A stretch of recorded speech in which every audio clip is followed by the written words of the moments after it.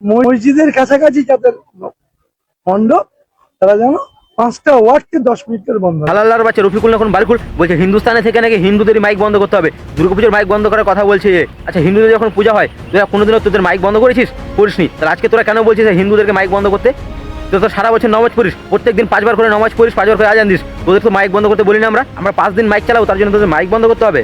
যদি হিন্দুস্তানে থাকতে হয় তো ভালোভাবে থাকিস, নাহলে চলে যা বাংলাদেশ পাকিস্তান, গেট খোলা আছে বুঝলি। তোদের বাপ দাদারা তোরা চেয়ে নিয়েছিলি না পাকিস্তান আর বাংলাদেশ, তো এখানে ভারতে বাঁচিয়েছিস নাকি? ভারত থেকে চলে যা, ওখানে গিয়ে মাইক চালাগা, এখানে নয়। এটা হিন্দুস্তান, এখানে কোনো মাইক বন্ধ হবে না, যা পারবি করে নিস। আর এই যে কিছু গন্ডমূর্খ হিজড়ে মার্কা হিন্দুরা, তোমরা বলছো না হিন্দু মুসলিম ভাই ভাই, একটি বিন্দু দুটি কুসুম, দুটি কুসুমের মধ্যে একটা কুসুম আলাদা হয় কি করে? তোমাদের ধর্মস্থলে তোমাদের মাইক বন্ধ করতে বলছে, এটা হচ্ছে তোমাদের হিন্দু মুসলিম ভাই ভাই?